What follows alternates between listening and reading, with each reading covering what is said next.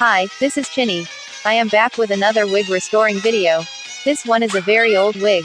We have a lot to do, so let's get started.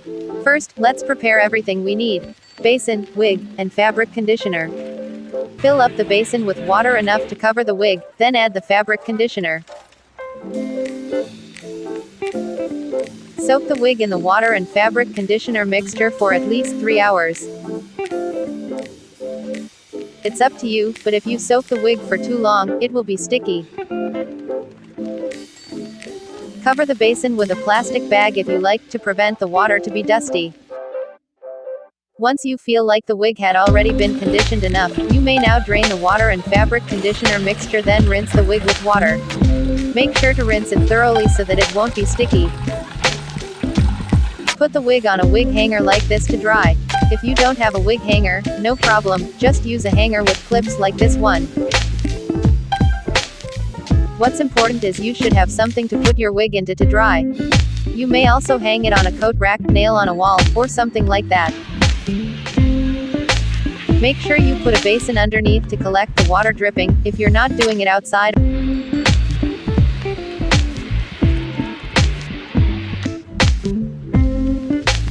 Once the wig is dry, remove every knot you can with your fingers first. Once the bigger knots are gone, you can now use a wide-toothed comb like this one. If you have a wig comb, you can use it, but if you don't, your everyday comb will do. In detangling wigs, make sure to start from the ends and work your way to the roots. If you start on the roots, the knots will collide in the middle and will create tighter and bigger chunks of knots. It may also cause more fibers to fall than combing the wig from ends to roots. Now that the tangles are gone, let's defrizz the wig by ironing it. If you have a hair iron, use that, but I will just have to make use of what I have, so I'll use this flat iron. If you will also use a hair or flat iron, try the lowest heat setting first. Try it to a small and unnoticeable portion of the wig first. This kind of a method is called stand test. If it did not get burnt or melted, you may try to gradually increase the temperature of the iron. Make sure to try it to a fabric first, then if you feel like your wig can handle it, try it to the wig. You may try to build up the temperature of the iron with that method until you're satisfied with the temperature. If it got burnt or melted, don't do this step anymore.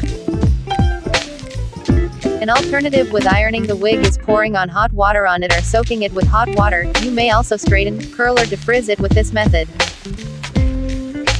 Again, perform a stand test first before pouring on or soaking the wig on hot water.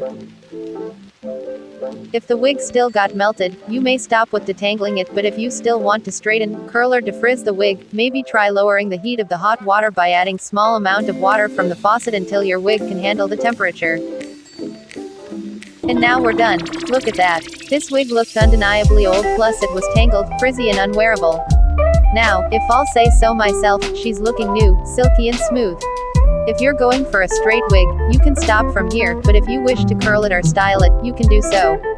I will have to end the video now. Thank you for watching. See you in the next video, where we will be removing the bangs of this wig. I will be transforming this wig by adding a lace front hairline to it. If you think that's a good idea, please subscribe to my YouTube channel. If you're watching it on Instagram, please follow me. The links of both my YouTube channel and Instagram will be on the description box below and in my bio. See you.